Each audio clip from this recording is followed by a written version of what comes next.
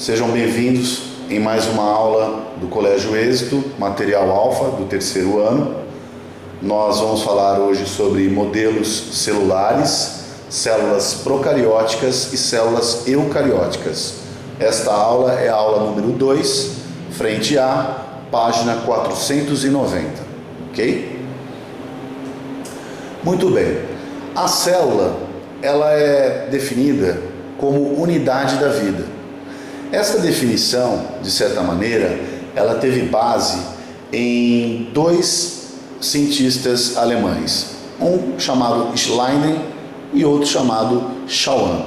O Schleiden e o Schwann, eles ambos, um zoólogo e outro botânico, eles criaram a ideia de que todos os seres vivos são formados, ou seja, constituídos por células. Mesmo uma única bactéria, ela é formada por uma única célula.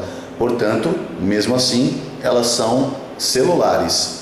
Só que existem exceções, né? As exceções são os vírus. E nós trataremos os vírus nas próximas aulas, pois vírus não são considerados organismos celulares, mas sim organismos acelulares.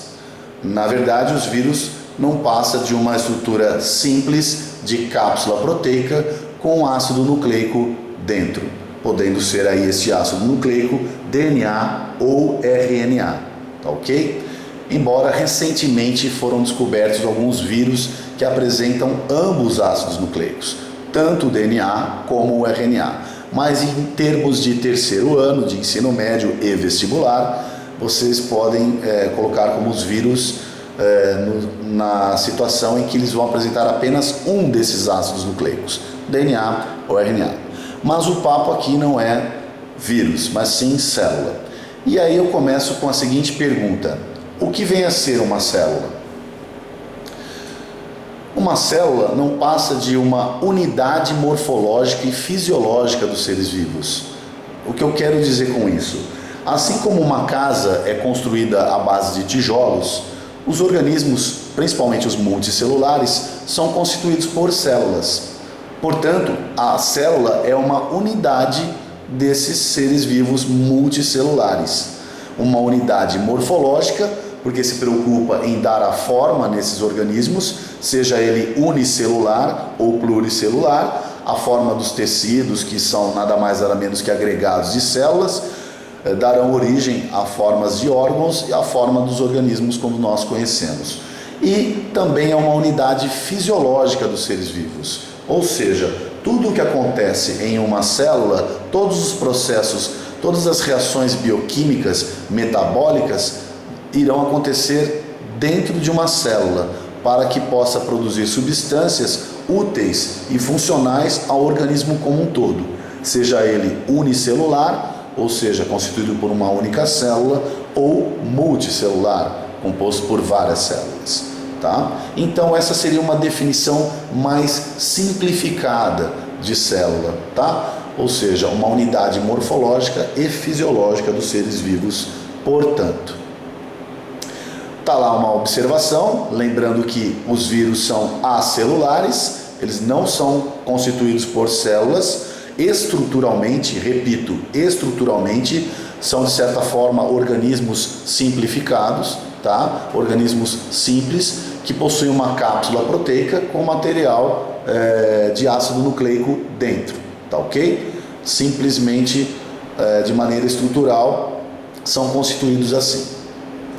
Aqui seria uma segunda definição de célula em que ela é um pouco mais abrangente que a primeira, onde nós podemos notar que a célula é um compartimento aquoso. O que seria um compartimento aquoso?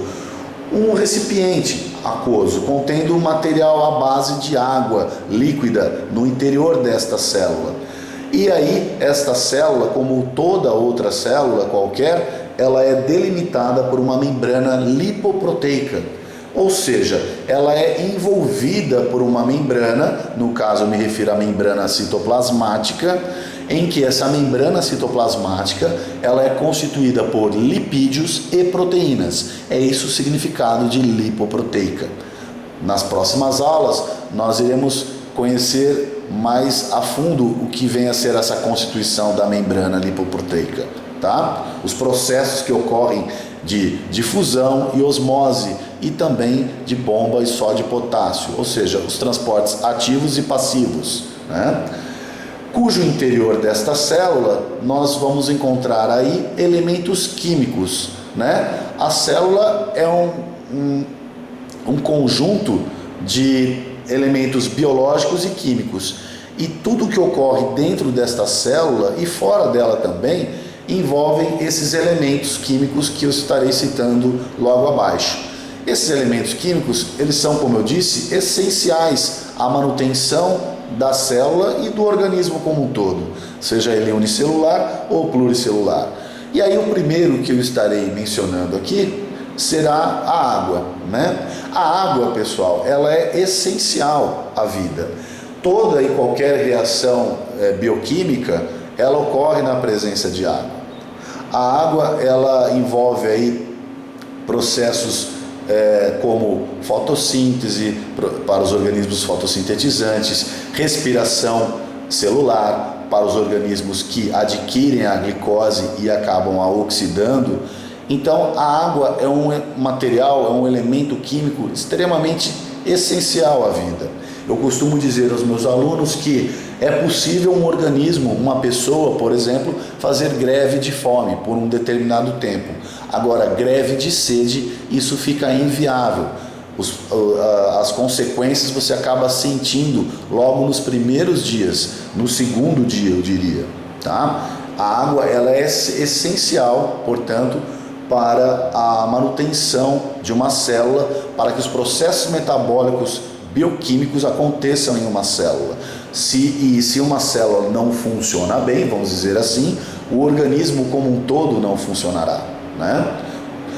O segundo elemento são os sais minerais. Os sais minerais, eles são essenciais também para os processos bioquímicos de uma célula, para os processos metabólicos. Eu poderia estar citando uma lista aqui de sais minerais, mas nós veremos isso nas próximas aulas. O que eu poderia salientar aqui seria, por exemplo, o cálcio. O cálcio, ele é essencial não só para reforçar os ossos nos organismos que apresentam esse esqueleto, esse endoesqueleto, mas também para processos como coagulação sanguínea, contração muscular. Já os carboidratos são elementos também químicos, como, por exemplo, posso citar a glicose, a celulose, a maltose, que são carboidratos, tipos de carboidratos, conhecidos também como glicídios ou simplesmente açúcares, essenciais para processos energéticos, ou seja, os carboidratos são elementos químicos energéticos, eles vão fornecer energia para os seres vivos, de certa forma. Os lipídios também, além dessa energia, como os lipídios podem fornecer, exemplo de lipídios, a gordura presente próxima à carne, né? Os óleos, azeite, por exemplo, né? Esses lipídios que são adquiridos juntamente com a alimentação, através dos carboidratos, junto com os carboidratos também, esses lipídios, eles são essenciais não só na questão energética, mas também na constituição de uma estrutura celular. Por exemplo, a membrana citoplasmática, ela é constituída não só por proteínas, mas também por lipídios. Então os lipídios têm uma função, além de energética, uma função estrutural. Ele pode constituir a membrana citoplasmática de uma célula, ele pode constituir as organelas de uma célula, já nós falaremos sobre essas organelas, tá? Então os lipídios, além de uma função energética parecida à dos carboidratos, eles também vão apresentar uma função estrutural, assim como as proteínas que estão logo a seguir. As proteínas também constituem elementos químicos essenciais à manutenção da célula, tá? As proteínas, elas são importantes não só estruturalmente, na composição de membranas, de organelas e membranas do citoplasma, membrana nuclear, mas também para uma série de outras funções, entre elas os anticorpos, ou seja, grupos de proteínas participam do sistema imunitário, ou seja, do sistema imunológico, o sistema que policia o nosso organismo, no caso o organismo humano, contra vírus, bactérias e qualquer organismo que possa nos trazer doenças. Esses organismos eu me refiro aos patógenos, ou seja, organismos que causam doença. Então, as proteínas elas podem serem úteis no que se refere a anticorpos, porque anticorpos nada mais são do que proteínas que nos protegem contra esses organismos patógenos que causam doença. Então veja, proteína também pode estar relacionada não só à estrutura, à função estrutural de uma célula, como também à função imunológica, de defesa do nosso corpo, na forma de anticorpos. Existem outras funções também das proteínas que são extremamente importantes, que ocorrem em grande escala dentro de várias células, de vários organismos, que seriam as enzimas. As enzimas são tipos de proteínas que estão envolvidas em processos metabólicos, acelerando processos metabólicos. Nós dizemos que as enzimas, elas catalisam, elas aumentam a velocidade de processos metabólicos e são essenciais para a manutenção também de uma célula. Não só de uma célula, como também de um organismo como um todo, né? Os processos digestivos, eles ocorrem através de processos enzimáticos, da quebra, né, de processos catabólicos, ou seja, da quebra de substâncias desses alimentos, convertendo em nutrientes, ok? E por último, nós temos aí os ácidos nucleicos. Os ácidos nucleicos podem ser tanto DNA como RNA. O DNA consiste basicamente em duas funções. A primeira relacionada à reprodução, à hereditariedade, ou seja, a transferência de genes de um organismo para o outro, e também na sua segunda função, participando da síntese proteica, ou seja, na fabricação de proteínas. E quem entra junto com essa síntese proteica, com essa fabricação de proteínas, é o RNA, o ácido ribonucleico. DNA, ácido desoxirribonucleico, e RNA, ácido ribonucleico. Então vejam, são elementos essenciais à manutenção da célula, pois sem esses elementos, células como eucariontes e procariontes não teriam condições de processar situações, reações metabólicas dentro dela. A célula deixaria de funcionar, vamos dizer assim, e o organismo deixaria de viver, ok? Bom, eu estava comentando sobre organismos e vocês sabem que existem organismos unicelulares e organismos multicelulares. Os organismos unicelulares são aqueles que são compostos por uma única célula, tá? Quem seriam esses organismos unicelulares? Nós temos, a princípio, as bactérias. As bactérias são organismos unicelulares, protozoários, fungos. Agora, uma atenção aos fungos, porque existem fungos unicelulares, mas também fungos multicelulares, constituídos por várias células. E algas, organismos unicelulares, mas que também podem ser encontrados aí como organismos multicelulares. Falando rapidamente um pouquinho de cada um, as bactérias, elas são extremamente importantes. Existe uma pequena porcentagem que nos causa algum malefício, ou seja, responsáveis por doenças, por exemplo, tá? Já a boa parte das bactérias são extremamente importantes. Muitas irão estar relacionadas diretamente com a existência de outros organismos. O que eu quero dizer com isso? Que sem as bactérias, sem determinados grupos de bactérias, não seria possível a vida no planeta Terra. Porque alguns grupos de bactérias são fotossintetizantes. As cianobactérias são bactérias fotossintetizantes. Elas produzem oxigênio e são responsáveis por uma boa parcela de oxigênio na atmosfera. Enganam-se aqueles em que os vegetais são os grandes responsáveis pelo oxigênio, através da fotossíntese. Mas na verdade são bactérias fotossintetizantes, um pequeno grupo, né, mas extremamente importante, de bactérias fotossintetizantes que são responsáveis por uma taxa maior de oxigênio em nosso planeta.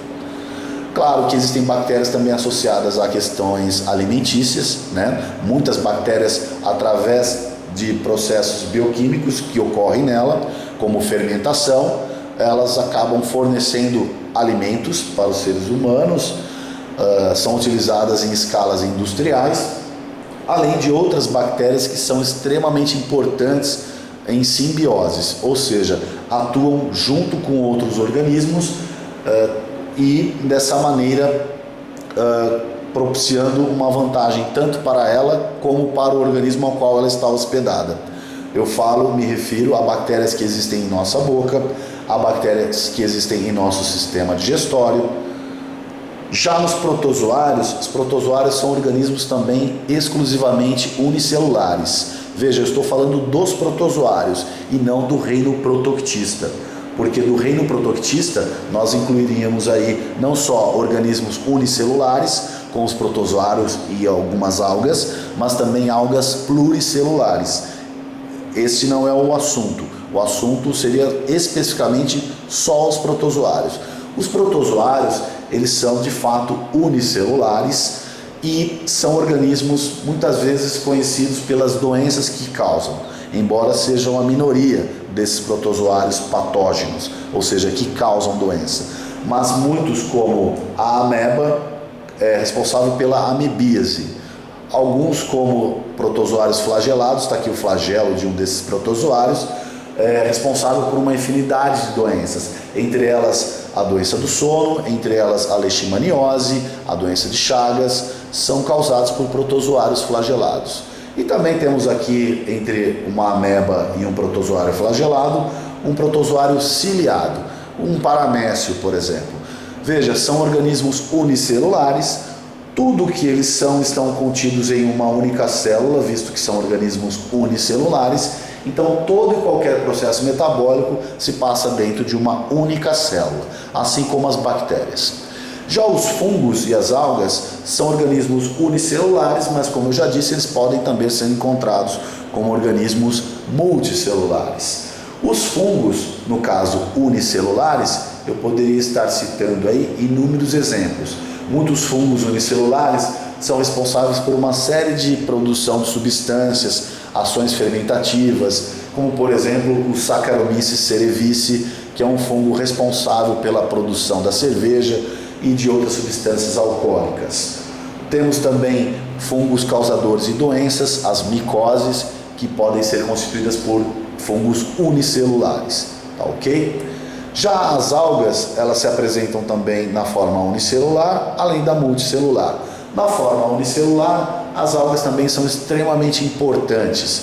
Sem essas algas unicelulares, boa parte da vida marinha, talvez toda ela, estaria comprometida, visto que as algas unicelulares não só são responsáveis por uma parcela também de fotossíntese na produção de oxigênio e de energia, mas também por esse fato de produzir energia, constituir aí a base da cadeia alimentar, ok? Então, algas unicelulares também são extremamente importantes. Todos os organismos unicelulares aqui que estão presentes são de extrema importância, essenciais para a manutenção da vida no planeta. E, por final, os organismos pluricelulares, também chamados multicelulares. E aí nós veremos que a maioria das algas, elas são pluricelulares, e também fungos, os famosos cogumelos. Já os vegetais e os animais, eles são exclusivamente pluricelulares. Não existe vegetal unicelular e não existe animal unicelular. Via de regra, tanto o reino vegetal como o reino animal são pluricelulares. E aqui, o que nos interessa, o cerne da nossa aula, digamos assim, seria uma comparação entre células procarióticas e células eucarióticas. O que viria a ser esse nome células procarióticas e células eucarióticas? As células procarióticas são células que, em sua constituição básica, este nome ele se refere à ausência de uma membrana nuclear, ou seja, a ausência de uma carioteca, assim como muitas vezes é conhecida a membrana nuclear. Veja, a membrana nuclear é uma membrana que delimita o núcleo, ela cerca o núcleo e dentro do núcleo podemos encontrar material genético, assim como nós estamos observando aqui em uma célula eucariótica. Esta célula é uma célula animal e possui um núcleo. E esse núcleo ele só existe devido a esta membrana nuclear, esta carioteca, que está delimitando todo o material genético daquela célula dentro desta estrutura chamada núcleo.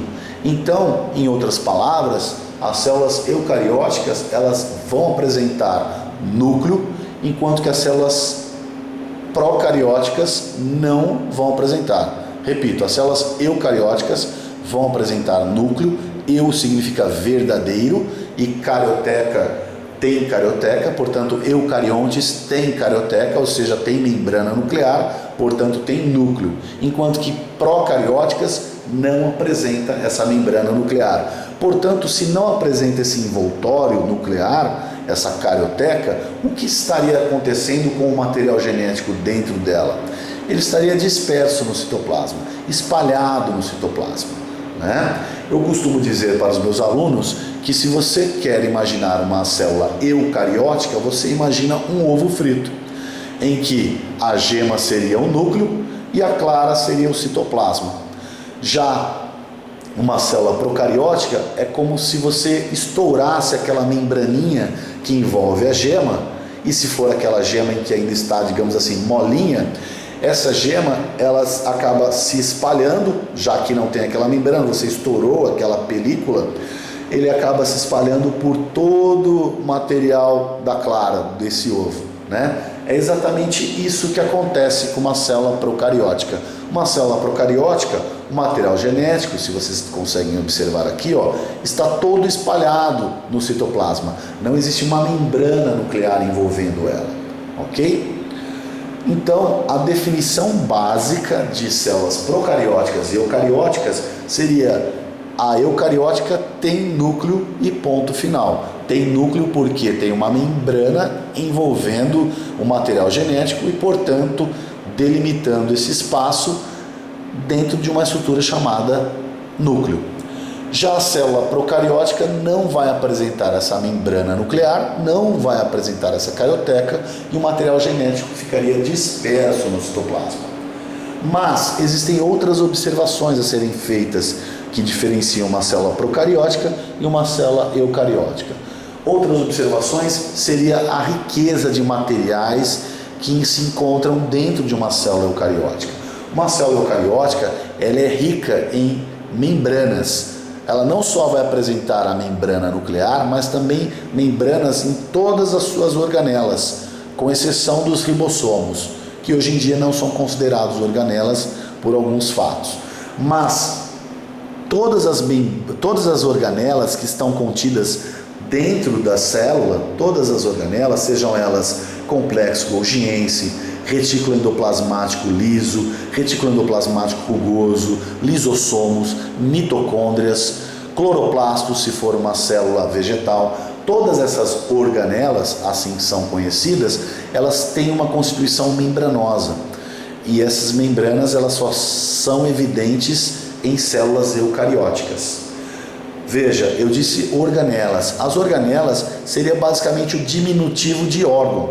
Assim como um ser humano apresenta estômago, coração, pulmões, rins, uma célula apresenta pequenos órgãos e a gente chama portanto, de organelas, que seriam essas estruturas responsáveis na produção e, enfim, todo o metabolismo celular quando se fala de uma célula eucariótica, tá? Nós falaremos mais detalhadamente isso nas próximas aulas, ok?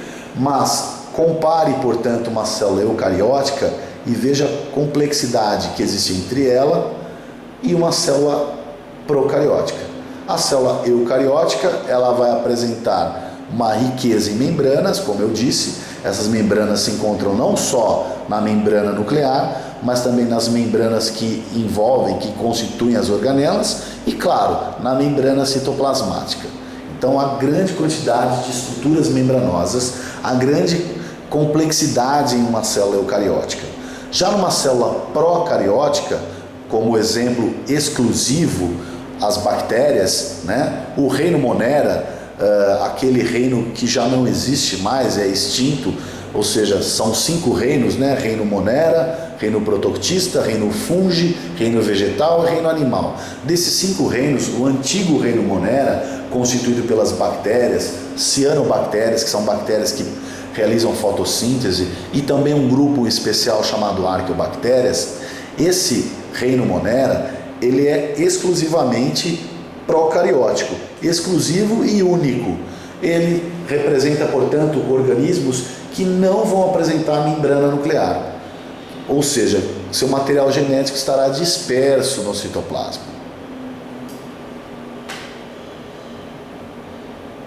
E vale ressaltar também que existem aí poucas e às vezes, em muitos casos, eu diria não às vezes, mas em muitos casos, quase nenhuma organela, a não ser ribossomos. Aqui, nesse slide, eu estou representando um pacote básico que uma célula deverá apresentar. Ou seja, qual seria o mínimo que uma célula deveria apresentar, deve apresentar, para ser considerada como tal, para ser considerada como célula. E aí existem 3 características principais, tá? A primeira, envoltórios seletivos, ou seja, uma célula, por mais simples que seja, por mais procariota que seja, né, um procarionte, ele vai apresentar pelo menos uma membrana. Não será a membrana nuclear, porque ela não apresenta carioteca, não será as membranas das organelas, porque ela não vai apresentar isso, né? Mas pelo menos a membrana citoplasmática. Retornando aqui um pouquinho, uma célula bacteriana, por mais simples que ela seja, ela apresenta uma membrana citoplasmática, como vocês estão vendo em vermelho. Essa parte em vermelho é a membrana citoplasmática. Na verdade, ela está em contato com o citoplasma e com a estrutura em amarelo, né? Seria a membrana citoplasmática. A membrana citoplasmática, pessoal, ou membrana plasmática, simplesmente conhecida assim, é pelo menos uma membrana que envolve, né, que delimita a célula bacteriana.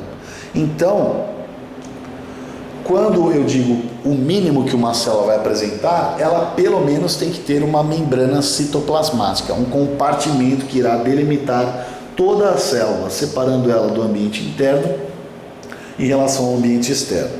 Então, as membranas celulares, no caso a membrana citoplasmática, esse envoltório, ele é mínimo, faz parte dos componentes mínimos de uma célula para ser considerada como tal, ou seja, como uma célula. E as membranas, sejam elas citoplasmáticas, nucleares, elas são envoltórios seletivos. Elas vão selecionar aquilo que pode entrar e aquilo que pode sair em sua célula. Elas vão controlar a entrada, de certa forma, de substâncias que entram e saem, através do que a gente chama de transporte de membranas. Esses transportes, quer sejam ativos ou passivos.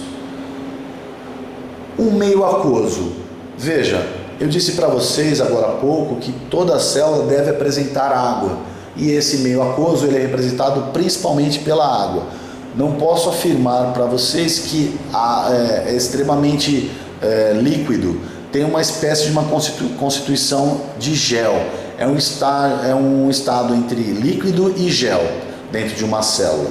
E nesse meio aquoso nós vamos encontrar aí aquela série de elementos químicos que eu já citei para vocês, responsáveis por essas reações bioquímicas.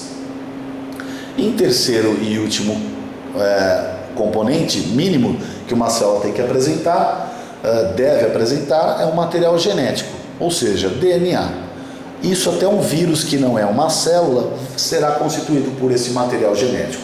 E esse material genético, esse DNA, ele orienta no sentido de produção de proteínas, produção de enzimas e de uma série de substâncias. Então, nesse slide eu quero deixar bem claro que o pacote básico, ou seja, o mínimo que uma célula deve apresentar, está representado por esses 3 pontos. Envoltório celular, ou seja, uma membrana, nem que seja apenas a membrana citoplasmática, algo que uma bactéria também possui, não só, portanto, os eucariontes, mas também os procariontes.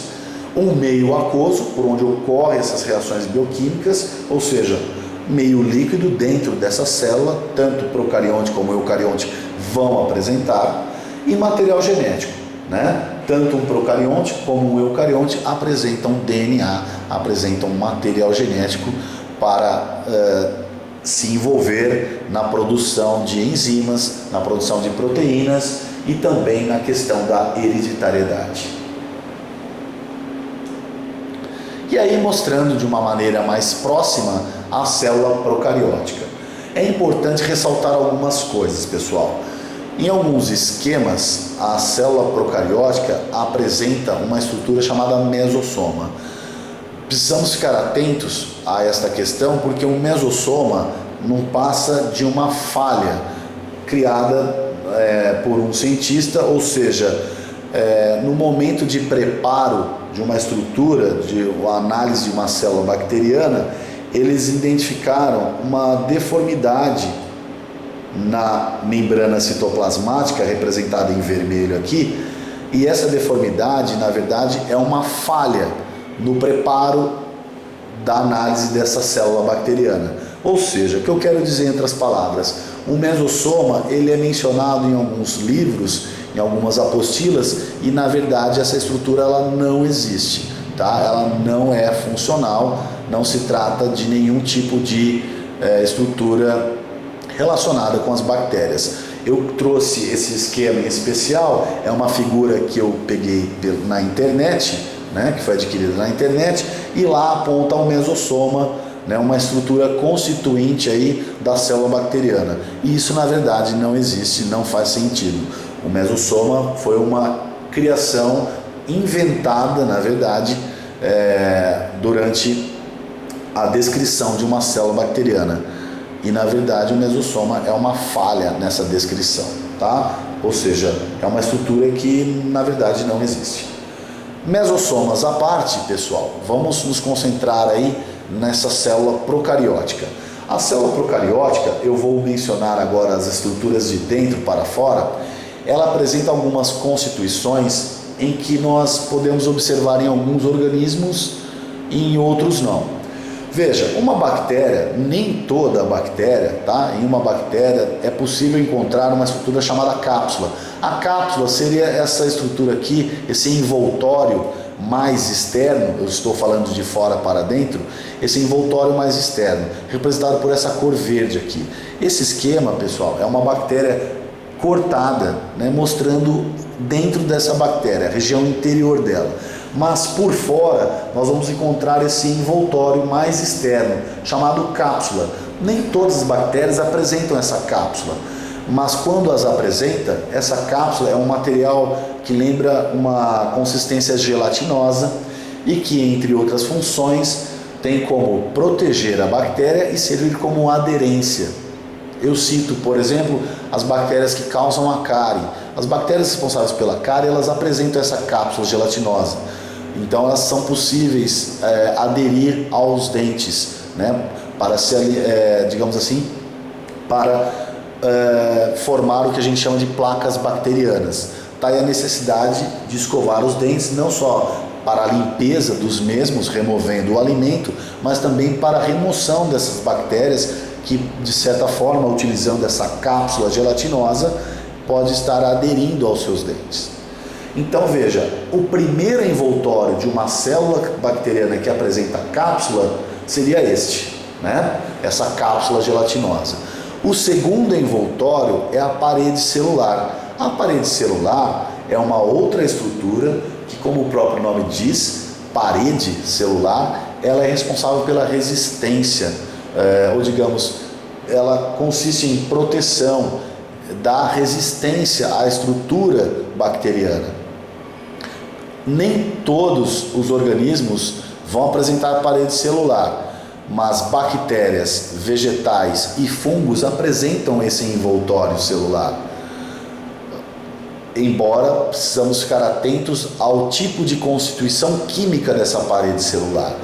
Bactérias, por exemplo, têm parede celular constituída à base de peptidioglicanos, uma espécie de proteínas e lipídios.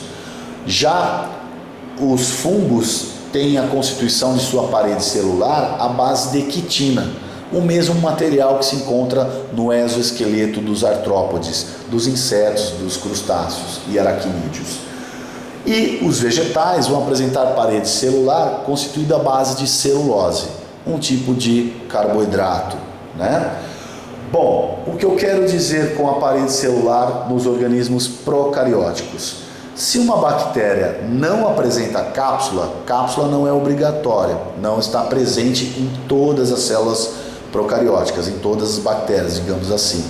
Mas se um organismo, portanto, não tem cápsula, ele vai apresentar como primeiro envoltório a parede celular. Agora, se apresenta cápsula essa bactéria, ela será o segundo envoltório. Então, é necessário fazer essa observação. A cápsula como primeiro envoltório, se a bactéria apresentar, isso nem sempre é encontrado em todas as bactérias, em todas as células procarióticas, mas se tiver cápsula é o primeiro. E o segundo, a parede celular. Por que o segundo? Porque ela está logo abaixo da cápsula. E em terceiro e último envoltório celular que uma célula procariótica vai apresentar seria a membrana citoplasmática. Talvez a única membrana, estrutura membranosa que uma bactéria apresenta. Isto em explicações para o ensino médio, ok? Então, deve-se ficar atento que uma célula procariótica ela pode apresentar até 3 envoltórios. Se tiver cápsula, será o primeiro envoltório, a cápsula. Se tiver parede celular, será o segundo, e todas, na verdade, vão apresentar. E terceiro e último, membrana citoplasmática. Agora, se a bactéria não apresentar essa cápsula, ela vai ter parede celular como o primeiro envoltório e membrana citoplasmática como o segundo. Não podemos esquecer que parede celular e membrana celular são estruturas obrigatórias em bactérias, ok? Então, eu coloquei ali como principais constituintes de uma célula bacteriana, membrana plasmática, que seria esse envoltório mais interno, se não considerarmos a cápsula e a parede celular. Citossol, que viria a ser citossol? Citossol seria a região citoplasmática, o citoplasma da célula. Vale fazer algumas observações. Citossol refere-se principalmente à substância líquida da bactéria, enquanto que citoplasma refere-se à parte líquida e suas estruturas inseridas ali. Então, citossol é somente a parte líquida, enquanto que citoplasma eu me refiro à parte líquida e a, por exemplo, um material genético que se encontra ali dentro. E também estruturas como os ribossomos, que são estruturas responsáveis pela produção de energia, ok?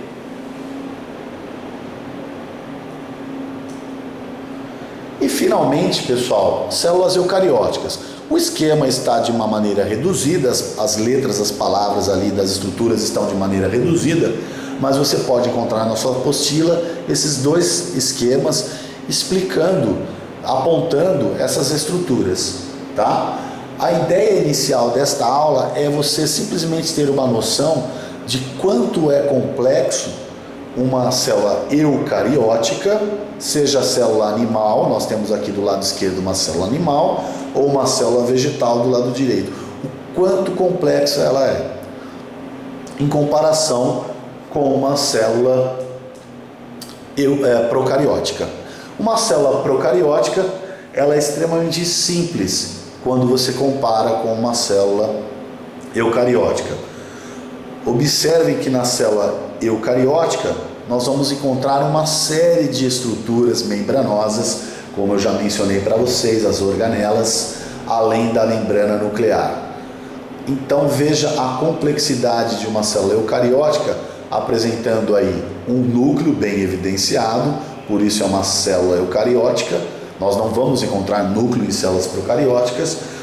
Organelas, uma riqueza em organelas, essas organelas extremamente membranosas, cada uma exercendo funções específicas, veremos em breve essas funções, e também a membrana citoplasmática envolvendo a célula como um todo, servindo como um delimitante. Na célula vegetal, nós também teremos estruturas semelhantes, embora algumas diferenças, como por exemplo, o que se destacaria aqui de uma célula vegetal em comparação a uma célula animal? O que podemos observar de diferente entre essas duas, né? A princípio, pessoal, a constituição do envoltório externo de uma membrana celular. O envoltório externo de uma membrana celular vai apresentar a estrutura que eu já mencionei em procariota, chamada parede celular. Mas a parede celular de uma célula vegetal, ela é bem diferente da parede celular de uma célula eucariótica. Desculpe, de uma célula bacteriana procariótica. A parede celular de uma célula procariótica, como eu já disse, ela é constituída por peptidoglicanos, enquanto que a parede celular de uma célula vegetal, ela é constituída por celulose. Então essa região aqui em amarelo, ela é a parede celular constituída por celulose, o primeiro envoltório de uma célula vegetal, enquanto que o segundo envoltório de uma célula vegetal seria a membrana citoplasmática. Então, comparem agora essa célula vegetal com esta célula animal. A célula animal não apresenta essa parede celular, ela apresenta apenas a membrana citoplasmática, o que nós podemos encontrar aqui também na célula vegetal. Mas, como eu já disse, a célula vegetal tem a parede celular. Então, a primeira coisa que podemos distinguir entre uma célula animal de uma célula vegetal seria esse envoltório externo. Enquanto que uma célula animal vai apresentar membrana citoplasmática, a célula vegetal irá apresentar parede celular e membrana citoplasmática. Dois envoltórios, portanto. Além disso, o que é possível ser notado? Os cloroplastos. Aqui em verde nós temos cloroplastos. Cloroplastos, vocês sabem, são organelas que estarão dentro delas contido clorofila, substância responsável pela fotossíntese. Então, vegetais, cianobactérias, algas unicelulares, de alguma forma ou outra vão apresentar clorofila, ou seja, são organismos fotossintetizantes. Bactérias não possuem cloroplasto. Cloroplasto é uma organela muito membranosa, uma organela muito, digamos assim, estruturalmente complexa, coisa que nós não vamos encontrar nas bactérias, que são organismos um pouco menos complexos, ou seja, um pouco mais basais, as bactérias.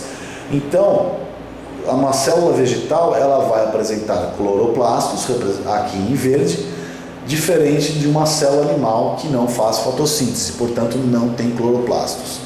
Além disso, outra característica importante de uma célula vegetal quando comparada com uma célula animal, a célula vegetal, ela apresenta grandes vacúolos. Aqui tem um enorme vacúolo, tá? Um vacúolo central. Esse vacúolo central, ele é responsável por uma série de reações químicas, reservas de materiais e também pigmentação em vegetais. Existem uma série de funções desses vacúolos encontrados em células vegetal, ok? Então, finalizando esta aula, a base do resumo desta aula seria que a diferença entre uma célula eucariótica para uma célula procariótica é que uma célula procariótica apresenta como constituição mínima um material genético disperso no citoplasma e a ausência da membrana nuclear. Ela não terá carioteca. Enquanto que uma célula eucariótica, o seu material genético, ao contrário das procarióticas, o seu material genético, ou seja, de uma célula eucariótica, estará contido dentro de uma membrana nuclear. E claro, a complexidade que existe entre uma célula procariótica e eucariótica. Não é só a questão de procariótica não ter núcleo e eucariótica ter núcleo, mas sim a sua complexidade. A comparação, portanto, entre células procarióticas, como bactérias, que são seus representantes, e células eucarióticas, como do reino animal e vegetal. Não esqueçam que fungos, protozoários e algas são células eucarióticas, embora um pouco menos complexa que células animais e vegetais. Ok? É isso.